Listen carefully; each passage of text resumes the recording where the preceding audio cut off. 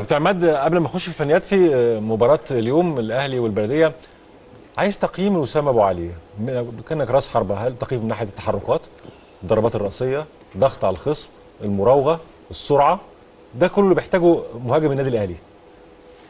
السؤال الثاني الخاص بالمهاجم، هل النادي الاهلي يحتاج الى المهاجم المتحرك وليس المهاجم الكلاسيكي؟ في البدايه طبعا مبروك للنادي الاهلي وهارد لك فريق بلديه محله. النادي الاهلي عمل مباراه جيده،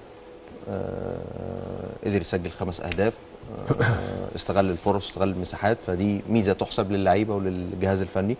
بالنسبه لأسامة أبو علي، انا وجهه نظري يعني ان انا دي تكون اول مباراه ليا في الدوري مع النادي الاهلي، وانا صفقه جايه المفروض ان انا لعيب مميز، عشان كده النادي الاهلي تعاقد معايا ان انا اسجل هدفين، فده بالنسبه له نجاح كبير جدا جدا. ده رقم واحد. رقم اتنين، قال كابتن احمد في وهو بيتكلم دلوقتي، قال ان عجبني ان هو بيتحرك.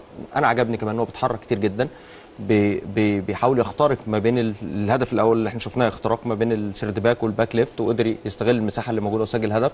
بيطلع يشارك بكل كوره، كل كوره عاليه، كل كوره فيها التحامات موجوده على طول. مزعج. هو مهاجم يعني، عارف المدافعين ما بتحبش اللعيبه اللي بالشكل ده. المدافعين بيقلقوا من اللعيبه اللي بالشكل، اللعيب اللي هو طول الوقت عامل لهم قلق. في شبه من ازارو سابقا كستايل يعني، كستايل. كستايل ازارو اسرع طبعا.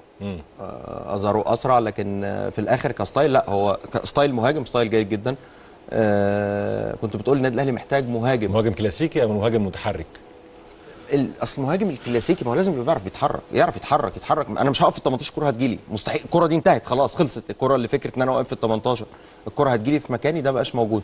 وسام من اللعيبه اللي انا شايف انها بتتحرك بره وجوه، ويقدر يلعب، يجي من على الطرف ناحيه اليمين ناحيه الشمال، يخترق من العمق. دي كلها صفات اهو. ده الهدف الاول اللي احنا بنشوفه. حتى الكوره كمان لما سندها اول سنده ما اتظبطتش معاه، فضلت تروح على شماله ويعدلها تاني، تروح على شمال، لحد ما شاطها من تحت رجله وقدر يعدل الموقف اللي هو فيه.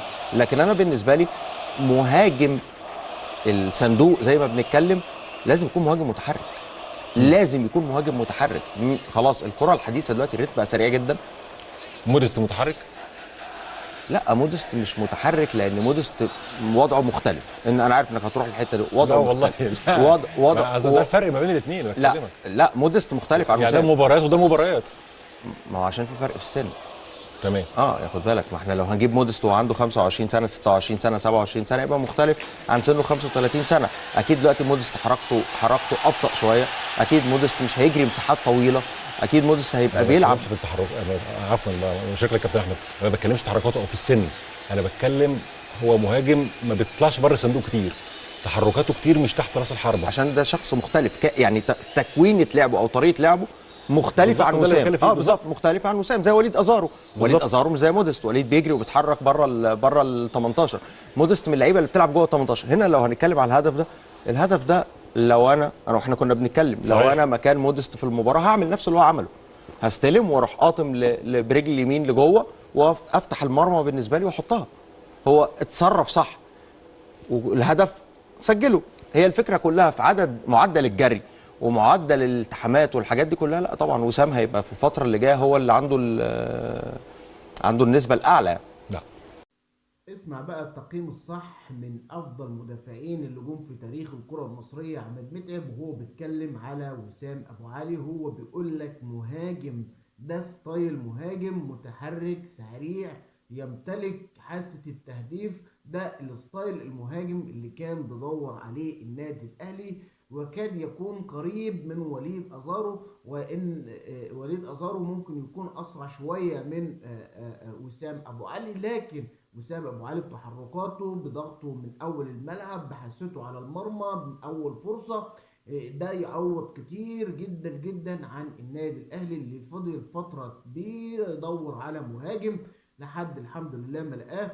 احلى كلام هتسمعه خصوصا من واحد زي عماد متعب على وسام ابو علي، واحلى كلام على وسام من عماد متعب او دان عماد متعب ملك ال 18.